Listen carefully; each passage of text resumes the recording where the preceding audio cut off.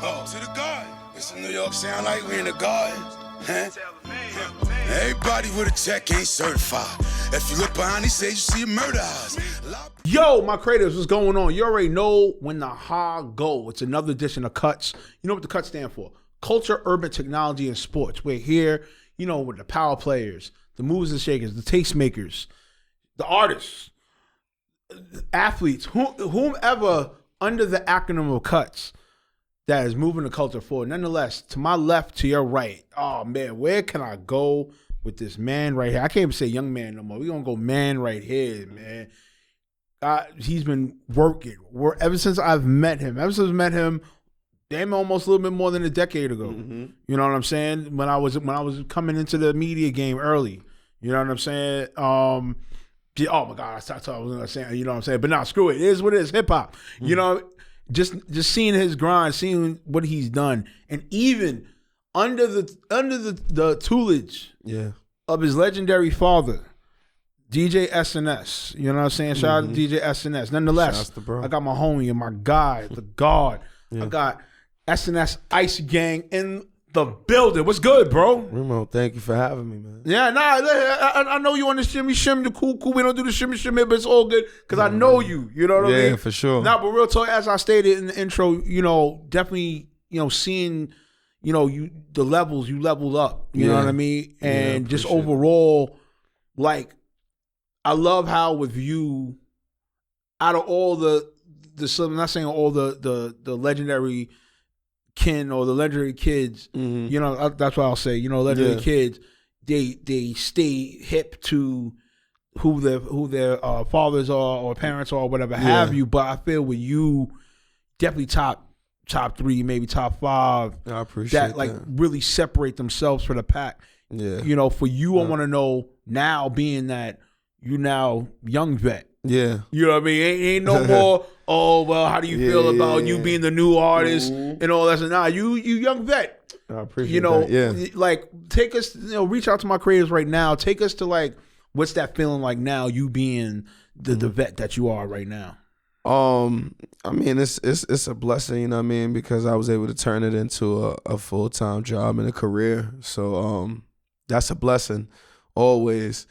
Just to be able to continue to do it my way as well is always dope. You know, I was never one of those guys to be like I was just super priding on being independent and things like that. Like I definitely don't be minding the labels and stuff, but I done and I still have talks with them. It's just about the best situation, but I'm fully satisfied doing it my way and doing it independent and making money to provide for myself and my family, and as well as putting back into the music, as well as continue to grow myself and grow my fan base. So it's a blessing. Now that's what's up, and I want to know from you, like, and just like of you just saying that, you know, it's definitely refreshing to hear, because I feel like the battle of just saying independent versus mainstream, young versus old, like, if you're a true professional or true to it, to the culture, to not being true to, you know, it's getting tiring. You know, and for me, I feel like it's so much going against what, like, the 50th year hip hop was, or the setup to it, or for that matter, what was the celebration of 50th year hip hop was to be. Right? It was to celebrate, okay, who is the ticket going forward, either to reach to the next 50 years or whatever have you. But it seems like, for me, I don't know for you, it just seems like for me, once that landmark was, like, celebrated, it's right back to the bullshit. You know what I'm saying? Or it's back to the dividing. It's back to the classisms or whatever have you. I want to know from you, like, how have you, like, did the best you can to, like, divert away from that, and as well as maneuver from that? I mean, for me, I like what I like, and I understand the game for what it is. I know the times that change, and I know I'm very aware of what's going on, but it has to fit me. It has to make me feel good. So that's kind of where I move, and being independent it wasn't necessarily like a choice. It was just me taking my career by my hands and being assertive. coming up in this game, you always think about signing a record deal and stuff like that. My pops was one of those people that always kept having like certain ideas that he have, and it would be for when I get a deal, wouldn't be for right then and there. So as time went by and I'm doing things on my own and I'm growing, and he'll still have that mindset. And after a while, I was just like, yo, Pop, you can't even be thinking about that type of stuff. Like, what if it's not in the cards for me to get a deal? What if it's in the cards for me to do it how I'm doing it already? You know what I mean? I just couldn't lean on that. You know what I mean? So, but I'm never against it, because I know what the machine does for artists and how I can turn an artist from nobody to a superstar. So I always understand what the label is useful for, but I also know in this game how to make them useful, and they have to feel like you're useful. So a lot of people still feel like the talent is what is going to get these labels knocking at your door, and that's a rare thing in this generation. It's really about your numbers and your traction and your impressions and streams and all of that. So you gotta make it. You gotta think about that at that point. You know what I mean? How can these labels find you useful? You know. Yeah, nah. That's definitely That's definitely. I'm not against I'm not against it. I know it's a lot of division between it, but I'm for whatever's the best decision for me. And so far, the best decision has been being independent. I've had countless of conversations with labels. Actually, to be honest, I think the mindset that I had changed too, though, because back in the day, if I and I just want to say like maybe even 10, 15, let's say 15, I want to say 10 years ago, 15 years ago. Yeah, let's say 10 years ago. Like just coming up, I'm thinking like when you for me to get signed, it would have to change my life. You know what I'm saying? That's what I always thought. You know what I mean? And I understand it that's a financial aspect, but I think people is too busy thinking about the perception of being signed versus actually trying to use the platform and making it happen. I probably would have, the mindset I have now, probably would have signed a few of those deals that I had on the table, right, because of that opportunity and what I could have made out of it.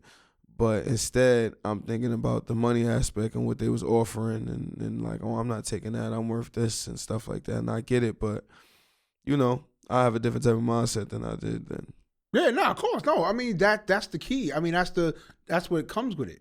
You know, you have to build throughout the years to not even to equal to the manifestation of what you need for your brand or what you need for you as the artist. Yeah. But to understand the field.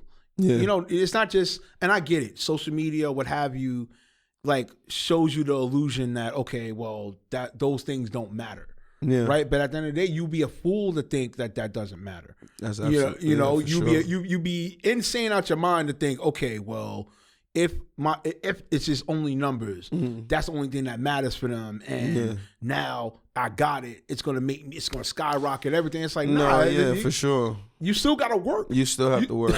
You still gotta work. You still gotta do the media runs. You still gotta do the appearances. You still got to do the walkthroughs. Yeah. You know, it all depends on it all depends on the type of artist you are, because certain artists don't really even got to do walkthroughs and that type of vibe, because there's like festival artists. Festival artists don't necessarily be having to do walkthroughs. Like the rappers that kind of give off like a Trippie Redd and the XXX type of vibe and Juice WRLD. They don't really got to do walkthroughs and stuff like that. That's not their type of fan base. They more festival, Rolling Loud, Coachella, these type of festivals. So that's not what's needed to really be done. You kind of just have to have the fan base. For artists like myself that make records that you got to get played in clubs and things like that, walkthroughs. That's what you definitely got to do. But you still got to, like you said, you got to put in the work. You still have to garner a fan base. don't let your fan base, majority of your fan base, be the smoke and mirrors. You like lean on your core. You know. So. Nah, that's what's up. That's what's up, yo. Yo, let's get right into it, man. Let's get with NYC culture, man. Do you feel for you right now with NYC culture that is somewhat decreasing per se as far as sound wise, or do you feel like it's going into a different pocket of sound? For New York, me personally, I think New York is kind of in like I think it's in a space of the taking.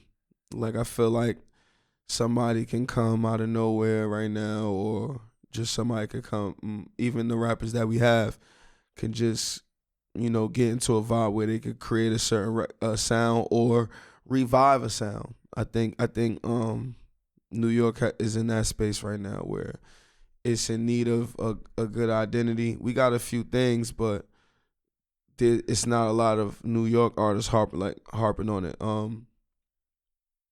We still got successful artists, just not a specific sound. And that takes more than one artist, though. That takes more than one artist to an artist can create it, but if you have other artists that are getting popular with the sound, it helps the sound. Right. You know what I'm saying? Cash Cobain and his Slizzy sound is a great sound and a great example of it. Yeah, he's Cash Cobain, he was doing it himself, but then you had the record like Kalani that is that sound, but he's not on the record. That artist blows up. Then you got artists like R2 Mo that have certain records where it kind of give off that sound. He's doing his thing. Then you have Cash's group that are all doing that. Then you got people like Bay, and then you got Lou got Cash. You got it's strength in numbers to help make that sound become strong, and that's pretty much any sound. So I don't necessarily think it's decreasing because I feel like it's been decreased as far as sounds because we didn't really have much. Even when drill was popping, it was just drill. It wasn't. It was in forms of drill. You still got melodic, but that's not. New York don't own that, so right. We didn't necessarily have a sound that multiple artists was able to do and become popular and kelp it, except for drill and sexy drill. Right, and I want to know also from you, do you feel it's more so a matter of lack of collaboration to have that sound, or is it more so because artists just felt, okay, if this is the wave, I'm gonna just stay to this until I get my own lane to get that sound? It's a few things. One, you could say collaborations, but then even when artists are by themselves, because we only have we'll only have maybe one or maybe two sounds in New York City that'll be popular at the time. Everybody's doing it. It dilutes the sound. In the 2000s, a bunch of artists from New York was able to be popular because they was all original and they was all in their own vibe. They didn't sound like each other, which was able to be refreshing so you could listen to all different types of vibes if you want. In this generation, especially in New York, you damn near gotta, for not me, I'm not speaking myself, I'm just speaking generally. You damn near gotta follow the leader when it comes to sounds to be popular to somebody. You know what I'm saying? It's even for DJs, to certain DJs to feel like they can't play your certain sound in their set or things like that. You gotta kind of, like I said, follow the leader. People may disagree, but you would have to give me at least 15 rappers that don't sound like each other in New York. Yo. Like I can give you in the 2000s. Right. You know what I'm saying? I could do that in the 2000s. I can't do that from the 2010s to right now. Yeah. At one point in time, you got Rocky, and then Rocky had people that gave you in that vibe, so that was like a thing.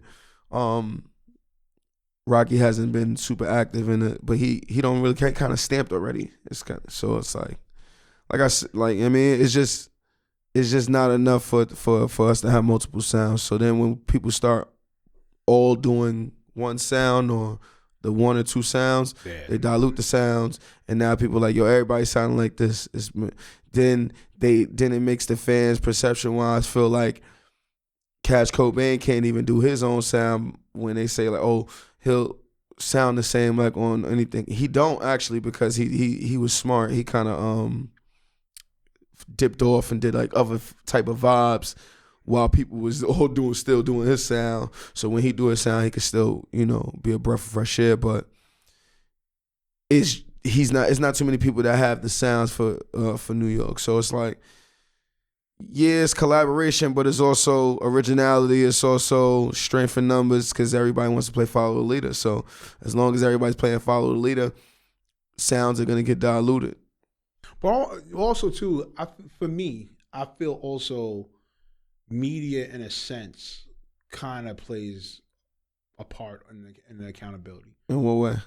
I feel when media or people in media have the opportunity to either push the narrative for that person that can make the difference, right? Mm-hmm.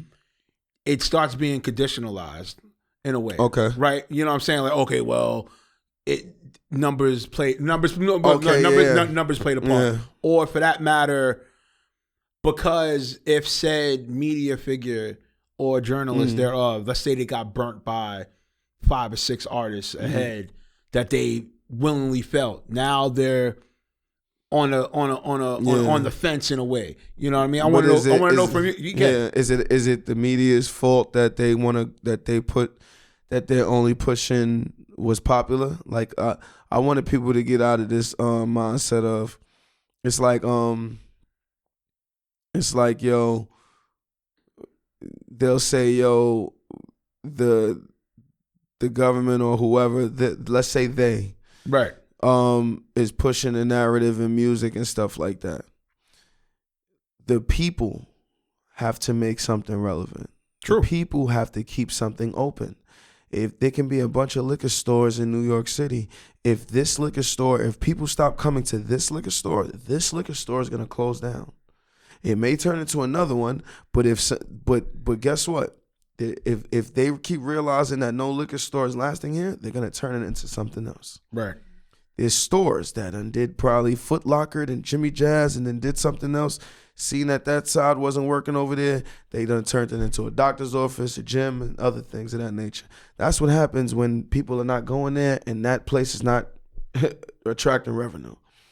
And it's the same way in like, we got to look at the people. If the people don't want to hear something, they don't want to hear it. We're in a generation where there's artists that don't even need radio and they're popping. I named one of them, which is Trippie Redd. Trippie Redd don't really have a lot of radio records, right? But he sold records, a lot more records than a lot of these record artists that don't get played way more times on the radio than him. He sells more records than them. So why? Because when everybody don't care to listen to the radio, I'm not saying that I do, but I'm saying everybody else is not. It's an amount of people that don't care to listen to the radio. Right. They can go to any streaming platform and listen to their favorite artist and listen to their artist. Right.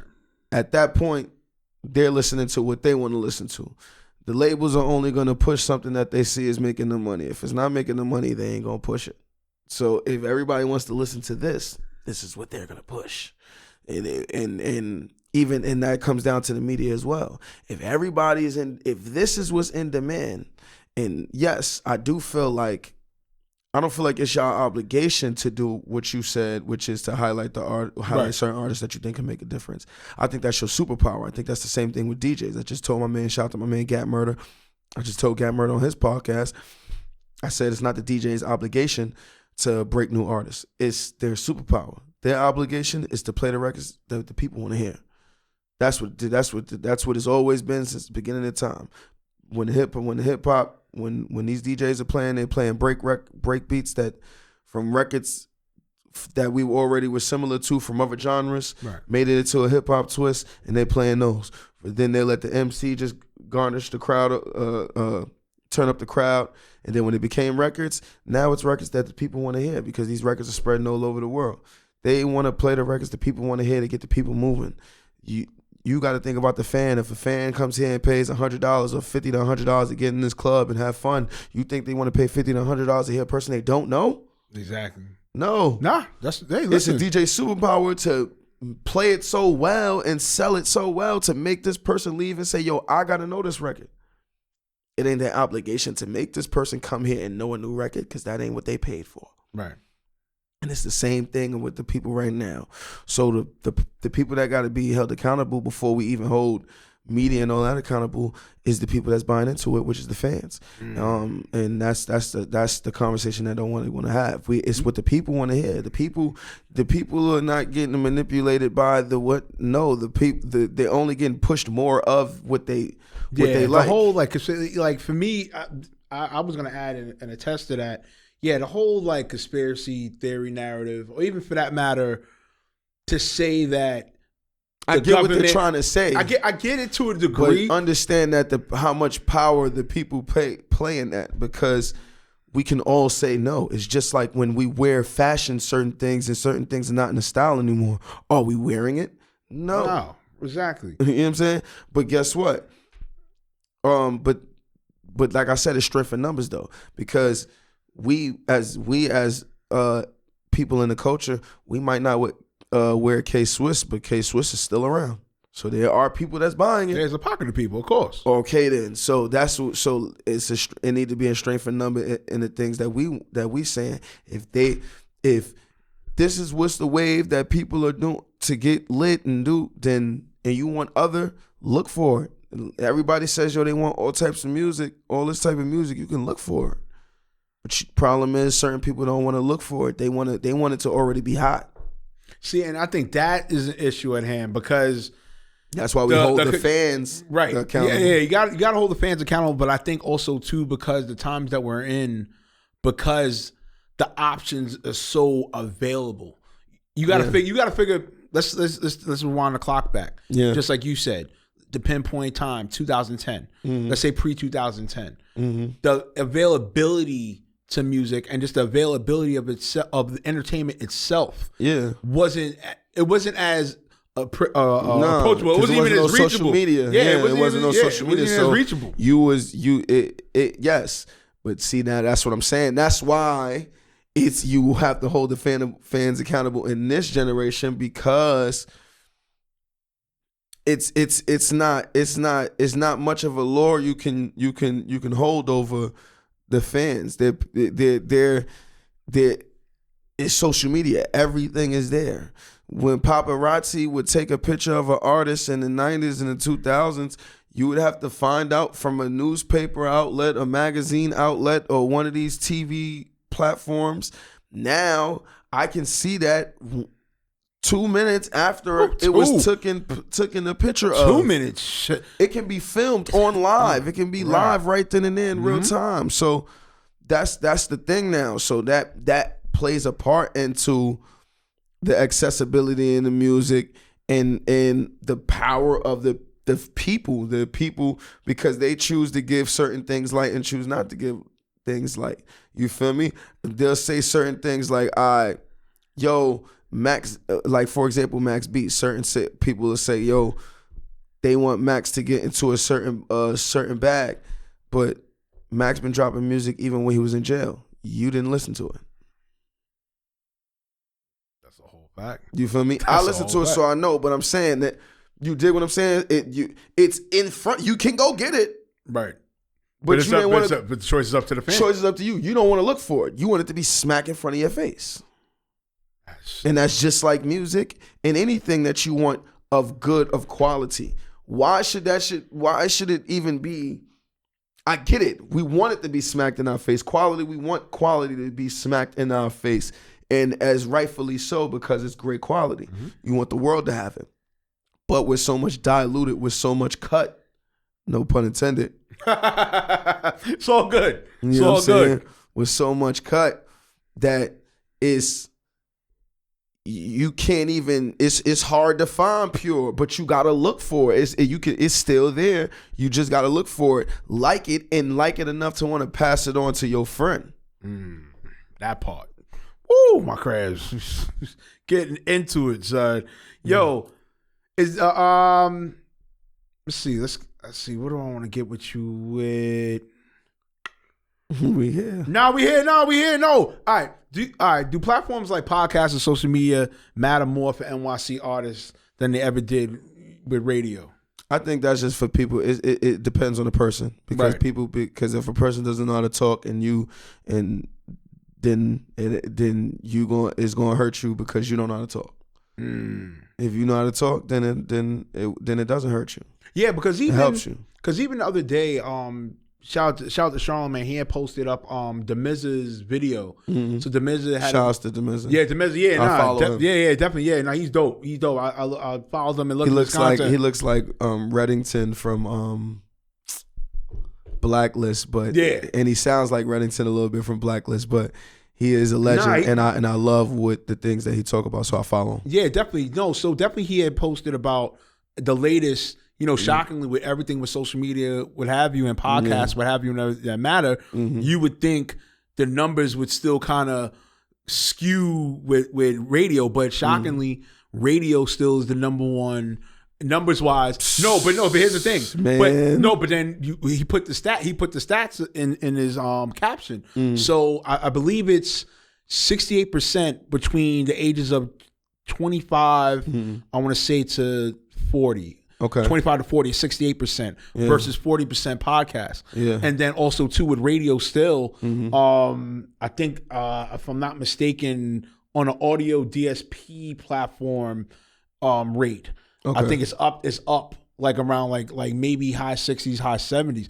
But what I'm bringing to the light is, despite that, even though the times we are in, and still podcasts or whatever have you, it still lets you know that even with radio, and not saying that radio is still the main conduit, but it's still a hard challenge to push it away. Now I get it that people or some within our culture have been, in a weird way, been wanting to like push radio, the narrative of pushing radio out, but it's like, all right, well, there's still a pocket of people. Yeah, see, that's still the thing. What they don't understand right there. Like, so, and I don't know why they don't understand it by now, because we're in 2026. I feel like 2020 should have showed y'all something. It should have showed y'all a few things. Number one, that you should be leaning more on the DJs than you talking about the internet, because when the world shuts down, unless you trying to create some type of viral campaign on TikTok, which everybody ain't gonna do. Other than that, how you gonna spread your music out? How you gonna spread your message out? The DJs was there, people like D Nice and all these other DJs that took it upon themselves to take their Instagram lives, Twitches, and everything to still play music, still create a party, so still create a musical playlist of music for the fans to listen to while they in their cribs and stuff like that. That should have showed you how powerful the DJ still was, and still is. Radio, that was one of the things too, because even though you had to get vaxxed or whatever, or had to be at a small capacity in the studios to do these radio things, they still had those, and we're still able to get the message across syndication, across a great amount of people. So you still, and the repetitiveness of getting your song played in all over helps you grow and helps the song grow as an artist, and helps the demand grow as an artist, and helps some songs grow on them. Because I wasn't a big fan of Lil Pump's Gucci Gang song when it first came out, but I kept hearing it to the point where it grew on me. Radio helped that. Radio helped a lot of artists. It helps you become that superstar. You can become that off internet, but it takes a lot of internet presence and a lot of internet power. So everybody doesn't have that. That's why people start doing other things to help bring their internet presence up, like streaming when they really do this and do other things. There's no knock to it. I'm just saying this is what helps them. These are tactics that people use to build their internet presence. when you're an artist and you get played on the radio and these things like that, it matters. I love the podcast space too, though. I think all of it matters for when if you know how to talk and you got messages to get out there, if you got gems to get out there and you got context in what you're talking about, and it's something to learn from there, then it's certain to take away from there, then all of these aspects are useful. I think when you don't know how to talk, I think it's best until you learn how to talk to stay off these things. Yeah, and that's the part right there. You know, I feel with artists, I feel it's like a weird battle in a way, right? Yeah. It's like some knock media or knock coming on to media doing whatever, just like you said earlier about, okay, it depends on a certain type of artist. But then again, it still comes back to that conduit per se. You know what I'm saying? Because at the end of the day, what are you trying to do to separate? How are you trying to separate yourself from the pack? Are you just wanting to be social media based? Yeah, but that's what I'm saying. That's why it depends, because these artists choose the lane they want to be in by how they move in this thing, and sometimes by who they're inspired by. So when they're inspired by a certain artist and they see how that artist move, typically they start trying to move like the artist that they love. I do it myself. So in that aspect, if it's an artist that they love, that they know don't do interviews or don't talk like that, naturally that's what they're gonna do. Then they feel like they won't have to because their favorite artist didn't have to. Right. So, I think if you, like I said, it really goes by the person, because if you know how to talk and you know how to use this to your advantage, then this would be your best friend. If you don't, this could be your worst nightmare, and it'll be all off of what you say. Woo! Yeah, listen, my creatives, listen, you know how it is here on Cuts. We get to the talking. Yeah. You know, just shout out to my man Mike from 950 Lounge. He just, when I went there to the guest appearance, he described my podcast as like it's the black light going over the board. You know what I'm saying? So I love that. Yeah. I love that. I mean, that's the conversation. I mean, that's the conversations at the end of the day. I think it's needed. But see, check this out, and this is why it's strength in numbers to help grow, to help platforms like this continue to grow, because like we said, it's people that need these things to be smacked in their face, but it's useful. You know what I'm saying? You know what I mean? And to dig deep into this and get all of these type of things, you can apply it to yourself. Yeah, hell yeah, son. But let's get to it, man. First quarter 2026. You definitely had the big Icy and Friends concert. Yeah, for sure. Yo, definitely. I apologize for not even being in the building. On, no. I you know me. I'm always keeping it real. I would have loved to have been there, but as I say, I was handling things, still being new to being a New Jerseyan. Oh, listen, how is it? Because I'm still new. I'm still new. I'm like I'll be 2 years in August. So okay, yeah, because I moved in the summertime, so okay. I get it. Yeah, I get it now. You know how what's his name? Lethal Shooter. Like, yo, understand it now. Yeah, but I'll say this, man.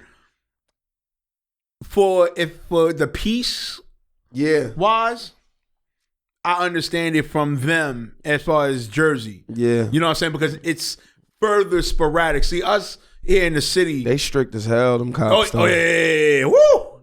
And they even driving too. Yo, Saul. Yo, I ain't gonna lie. Yo, real talk. I don't know about you. Yo, low key. Yo, son. New York City has allowed us to get away with mad shit, bro. For sure. As far as drivers, for bro. For sure. Because, boy, they be on everything. You get past that George Washington, that Lincoln Tunnel, that Holland Tunnel, that Verrazano, son. Yo, I think the other day, I was going because I'm in Newark. So okay, shout out to Newark. I had drove. I forgot where I went to. I think I drove to the mall. I know Jersey Gardens. Okay. So I think I missed one of the exits. So I tried to do like a quick. Oh nah, your man's came. I was like, damn, He was like, "Yo, listen, we know about you New Yorkers. You see, like, we know. Listen, man, I'm gonna let you rock. It's a nice day." I was like, "Thank you, God," because dumb Jersey sheriffs, the boys, traffic. Word. They don't play at all. Don't play, son. That's why the attitude get different when you get over the bridge. I drive very humbly in Jersey. Very humbly. But that was a good segue. But did do you feel with like Big Icy and Friends, it felt like a concert or a statement to the industry that you're really outside for real? In comparison to Unplugged. Because Unplugged, I feel that was for me. Yeah, I'm Even doing though I didn't go to Big I'm doing IC3. another one. So I'm doing a part 2 to Unplugged. I will make sure. I will make sure April my 11th, so. Black African American ass Yeah. Pauls is in Unplugged, because Unplugged for me, based on this question. Shout out to the Reemo Meerak brand team, by the way. We set up with pre-productions. I feel for me that was your significant. Okay, scratch that question, and if I'm here. Yeah, I think that was my separation. The Big Icy and Friends concert, it was I took pride in it because it was something that was really, really put together by myself. You know what I'm saying? I really did this from picking the people, the venue, to everything, to how it was set up, everything was literally by myself. And that's not even something that I even want to always do and things like that, but that was something that I wanted to do for myself. It was a statement piece because of the reaction and the success of it was the statement piece, because it was 3 degrees on record, 3-degree weather. And it was one of the Salute coldest, to you. Yeah, it was one of the coldest days, and we packed it out. So that was the statement in itself of how much I believe in my fan base, and my fan base believe in me, and just the vision that I had. I also did it in the tip of Queens, Brooklyn. They both claim that area. Well, like Maspeth? It was like Ridgewood. Okay. Yeah. So it's like on the tip of Queens, but it's like one block over here on Brooklyn. Yeah, you're in Bushwick. Yeah, it's one of those. So, but either way, I had it down there.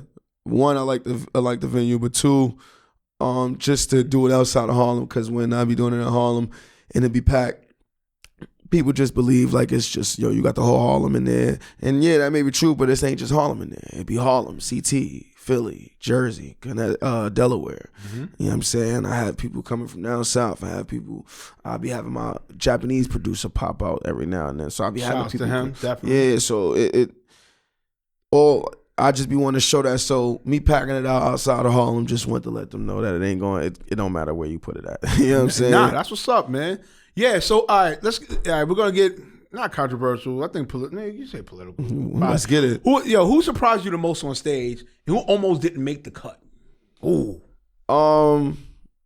Who surprised me on stage? I think from what I seen, because I was upstairs in the media room for majority of the night. From what I seen, I'ma say, and it's just, I'm saying surprised me. I'ma say,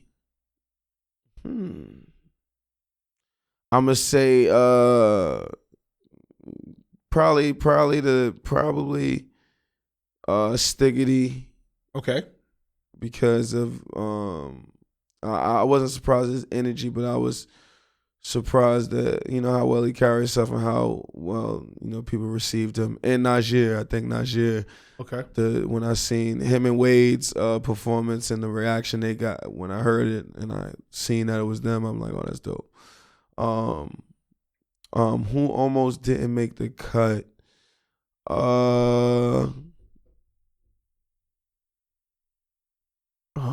Who almost didn't make the cut? It might have been Stiggity because might have been the last person that asked me. Or was it? Wasn't? Yeah, it might have been Stiggity. Okay. Because he was like the last person that asked me. I think it was full. It was already full as far as slots is concerned, and I just like, yo, I can squeeze you in there, pause, and let you. You know what I mean? Yeah. Now that's what's up, man. Yo, and then last, and then we're gonna definitely get with Big IC3, the project itself. Was that more about the fans, or was it more like it was something to prove to the industry for you? That was more about the fans. You know what I mean? I haven't had a concert for myself in a little minute, so that was more for the fans and stuff like that. I've been doing a lot of things for my fan base stuff, just to continue to make my core fan base feel special, because they don't owe me nothing, and the fact that they support me the way that they do, I always want to make my core fan base, the ones that really genuinely support and consistently support, make them feel special. And as well, it wasn't just also for the fans. I wanted it for the artists as well. That's why I shed the light on them as well. Just to, I've assumed that position, not on purpose. It was just how I am and how people look at me. So now, while I help build myself and bring myself to the light and continue to do things around myself, I shed light on artists that's coming up as well and do things as well. And the media, because I looked at the media, or I picked a lot of the media that's coming up and doing their thing, because I look at all of you guys as the new double XLs, the new sources, the new vibes, the new hot nines, the all of that. And I treat y'all as such. Y'all treat me as I'm already, y'all make me feel like I done sold platinum and all that. So I feel the same way to treat y'all as so. And once we all make it to where we want to be, because we doing our thing right now, but once we make it to where we really want to be, we have that story like, yo, nah, you know what I mean? And I can say like, yo, I was there through all of these platforms, humble beginnings, and we all made it to the top, and we all changing the landscape of hip hop and doing that our way. So yeah, that's what's up. That's man. just my relationship with all the blogs and platforms.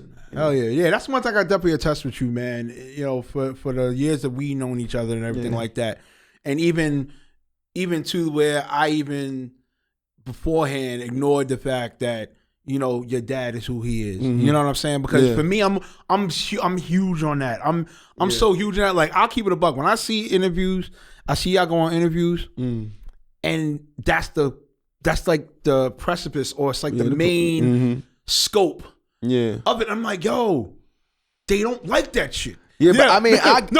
I get it. Like, it's because I know it's like it's he's already. I get it because he's a legend, and people just be wanting to.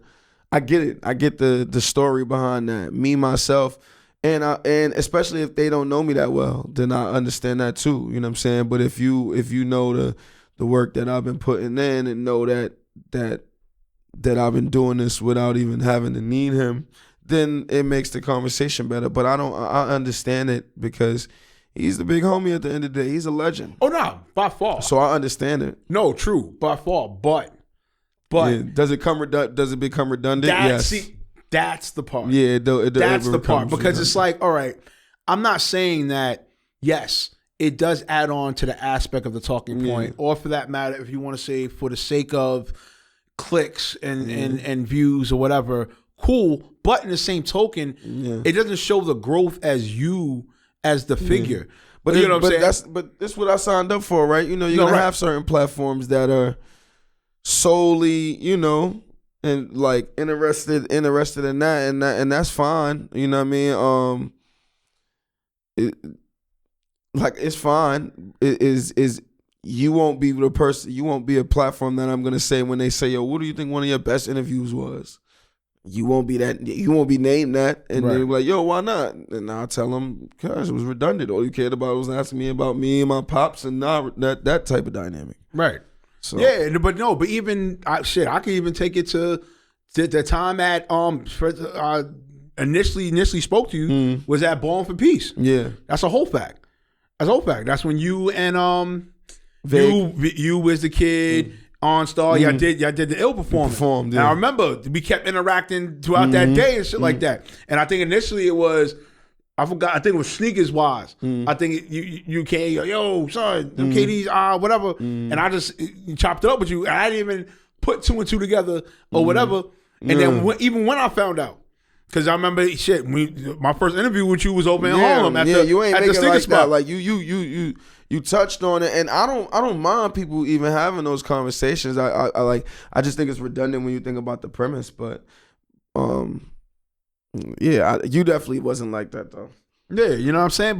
But for me, because when I came into this game, that was the thing. I wanted to be different in that sense, different in that aspect, because it's like, even when I've seen interviews and I've seen like, the kids of the legendary kids and everything like that, I just be like, I'm not gonna have a lot to tell them anyway. No, like right? I'm because I wasn't around him when he's doing all what he's doing, and like when I started doing my own thing, it was like, I'm doing my own thing. Like I'm going through my own New York, my own New York, my own era, my own all that. So, you know what I mean? It ain't really. But I will add the dope moment, and shout out to Matt Hoffa when y'all was on Matt Hoffa. That was a dope fire moment. You know what I'm saying? But because people don't think. Well, some people in the comments didn't think though. They felt like. See, what they don't know is, my father says whatever he wants to say, and that's the whole fact. I'll be having to cut him off at times because sometimes that might not always be that might not always be to our benefit. Right. So I'm gonna cut him off at times, right, and do certain things so he can't get off certain words that I know that he's gonna want to say. Right. You know what I'm saying? As well as we have a conversation to people who don't know our dynamic. They may think I'm just some like spoiled hip hop kid or whatever that don't know no better, and he's a legend. But I do my own research in this game. I did my own look at, like, I pulled my own set of albums. I did my own set of, you know what I mean? I like my own set of rappers for what I like them for. I experienced hip hop in my own different way. Like, right. You know what I'm saying? Like when the Twin Towers dropped, I had Blueprint and I bought Ghetto Fabulous. Like I had my own. As you should. Yeah, like I bought albums, I've bought mixtapes.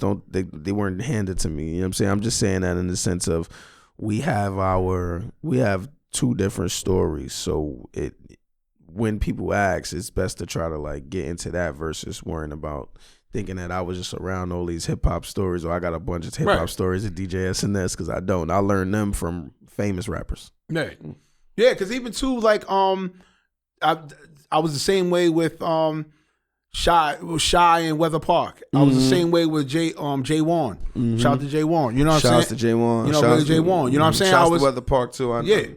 You know what I'm saying? Because at the end of the day, when you get to that moment, it's fulfilling to like not only be different, but also to it's fulfilling to like highlight of what they understand of their own legacy or their own journey. You know what I'm saying? In that regard. You know what I'm saying? Not saying that to go against who your parents are or whatever have you, but it's more of a refreshing conversation. It's more of a filling moment to like just on the person versus you know what I'm saying? For sure. You know? Luckily for me, like this is my job, so I don't mind either way. Right. So, but definitely with Big IC3, man, definitely was a huge project 2025 for sure. Even for sure. I want to know, was that for you within the series? Is that like was that the most hungriest version, or was it more calculated? Your most calculated version? That's I want to say I don't even want to say neither. The calculated part is the rollouts, but as far as the music concerned, I want to say these are my most not fun albums to make, but sonically fun. Yes. You know what I'm saying? Like it's definitely some dope music as far as like on some MC type time, of course, for sure. But for the most part, it got a lot of dope singles and all that. And that's just it's really to be showing that I just make Big Icy is to just be showing I make better songs than people. You know what I'm saying? No, man, you see, yeah, you feel what you feel. That's what it really be. And then the rollouts be dope. I'm glad Big Icy has became like a staple series. Right. After 3, I'm gonna leave it alone for a little bit to let people cherish it. We on our last leg as far as rollout 4-3 because it's out now. I got a few more things before I head out, before I go into Fleco Fino mode. Before Big Icy 3, I'm gonna do we're gonna do the video version of the album. So the album I shot all the videos to it, so we're gonna release it in like one platform, one straight thing like that. Mm-hmm. We still got the last few days of the tour. We're in the tour in May in Cali, and then after that, before it, we got the special Unplugged, which is part 2. We did this before for Big Icy 2, so for Big Icy 3, I felt like it was only right. Bro. We gonna do it. You know what I mean? And this time, I want everybody to dress up. I told on the flyer, we'll say, if you come with streetwear, you're gonna have to pay $20. I'm really don't even want people to pay. This is for the fans, but I want people to dress up because I'm dressing up. You know what I'm saying? It's gonna be that type of vibe. One of those is giving that Jay-Z B-sides, but really Jay-Z Unplugged mixed. Different experience. So we gonna do songs from Big Icy 3. It's gonna be amazing.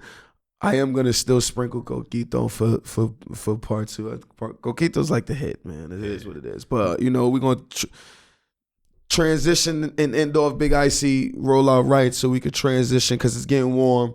So we about to go Fleco Fino on them for the summertime.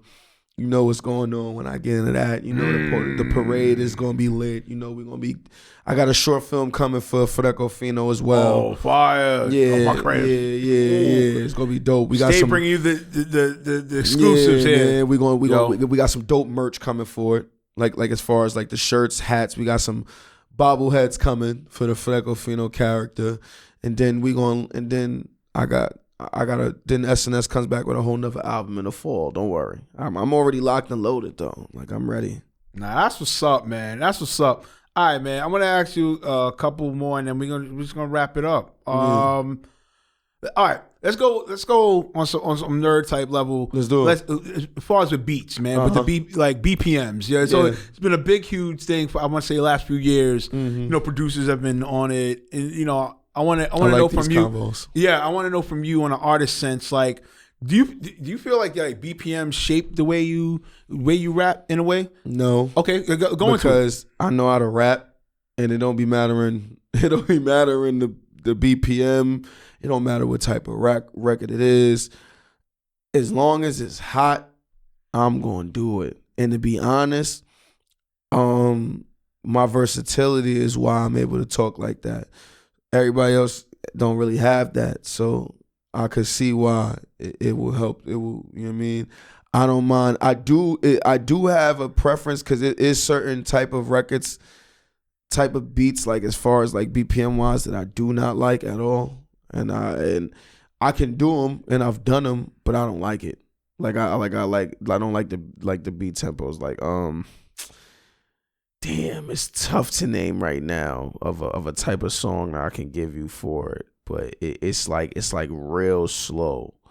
It's one of those joints that like Drake be doing, but it's like but I can't. He ain't the only one that do them. I just can't describe it. I would not melodic, but nah, it's like no, not melodic. I'm talking about the type of beat though. Okay. All right, so I think Big Sean and Eminem have a song called, I think it's called No Favors. Okay. I like the song. I hate the beat. You know what I'm saying? I feel like their lyrics is what makes me like the record. Okay. If I leaned on the beat, I would hate it. Oh. Because of how it's the way these BPMs is. It's like, y'all gonna edit this up. When you listen to that record, I just don't like that type of that tempo sound of beat.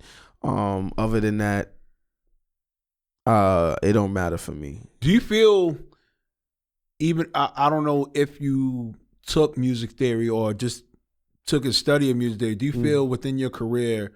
Do you feel that type of feel like artists that like dive into that, or they study it, or for that matter, they infuse that into their songwriting ability, or for that matter, they infuse it into their music. Do you feel for you that is like a difference maker as an artist? Like what you mean? Like IQ of music, period? Yeah, Hell yeah. For me, because I'm a creative, like I've been stopped being a rapper, like, you know what I'm saying, or MC. Like I've been stopped being an MC. Like I'm an MC still, but I've been stopped being just that. Like I've been like, well, for my singles when is always give off fun, but I don't just listen to just rap. So that's what also helps and influences my music as well, because I don't just listen to just rap. That's what make me make other type of records and stuff like that. Like I have unreleased rock and roll. I got unreleased. I just recorded what's today? I just recorded an Afrobeat record last night. Oh, you know what I'm saying? So ever work in my career. Yeah, you know what I'm saying? So I'm just that type of person. Me. So yeah, I'm going into all of that. I'm studying all these type of sounds, studying all these type of pockets, and studying all these type of I said sounds before, but that was in the sense of tempo and bass and melodies. Now I'm talking about sounds in the beat. I'm studying those too. You know what I mean? Like but I'm cheating because I'm in the beginning of my career, I was making my own beats. I made Love Come Down. So it's like, you know what I'm saying? Like that's fire. So because of that, you know what I mean? I'm in that mind too. Like I'm thinking about the instrumentation of the beat as well. Like you know, so now that's what's up, man. All right, man. We gotta wrap. We do gotta wrap it up. I'm just gonna get you probably like one or two of bars of cap. Bars of cap. My creators, you know what it is, man. Let's get bars of cap active. Yeah, real quick. My answer's gonna be swift though. I bet. Nah, you know what I'm saying. Bars of cap. You know the game. My creatives. You know, pretty much a couple of scenarios. You know what I'm saying. We talk about scenarios. Bar. If they agreed with cap, it's pretty much self-explanatory cap. Let's go with it. If the industry froze your career today, your fans would still keep up with you alive independently. Bars of cap. If the industry froze my career today, let's say like pandemic, but it just froze. Bow. No, I was still doing stuff in the pandemic. I was still active. So, okay. Yeah. All right. For sure. So bar. Okay. Bet. All right. What's more dangerous, being underrated or being overexposed? Bars of cap. What's more dangerous, being underrated or being overexposed? Ooh. I think being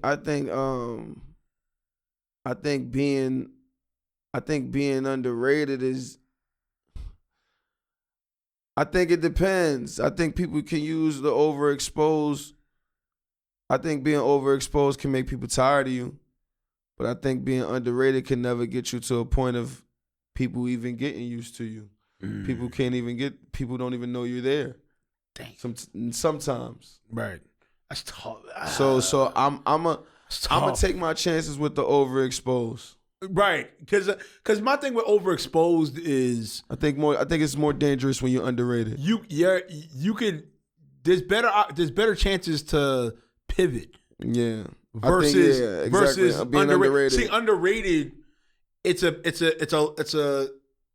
a longer climb. Yeah. Or it's a more challenging climb. Even though I don't mind it, right. But does that mean I want to be underrated? No. Right. Some people say I don't mind being underrated as long as they pay me, and that's cool. I'm with that too. But it's like no, right. Like, but the same. But we talk about what's more. Yeah, but the leverage. But the leverage on exactly is totally different. Yeah, it's definitely out of sight, out of mind. And also too, overexposed, you could pivot out of so many times. Yeah, even if you washed up, there's something that you can be doing. Yeah, you can pivot off that. Yeah. That's a whole fact. That's what. All right, man. That's what's up, man. But no, I know it was real quick, but we're getting up out of here. Final question.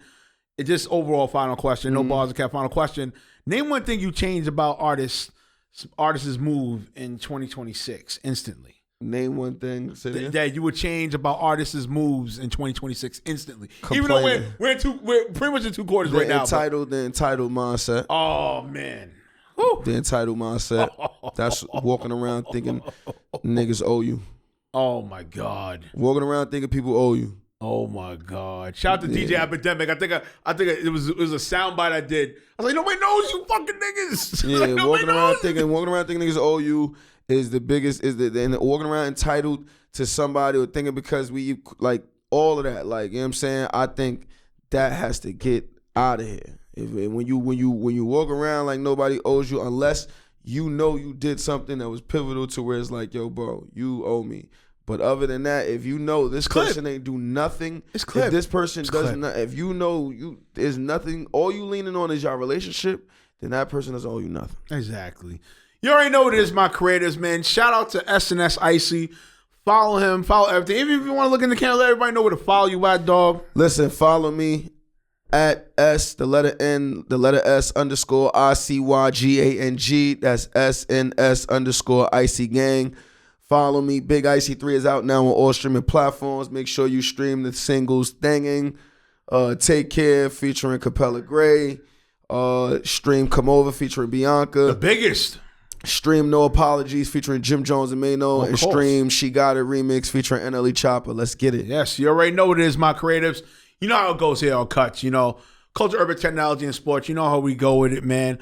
iHeartRadio, Spotify, Google, Apple, Amazon Music, DJ Chase Radio, FM. You know how the closeout is, my creatives. Hands over the eyes. 8 to 1, baby. It's the 2 up. Turn that 2 over.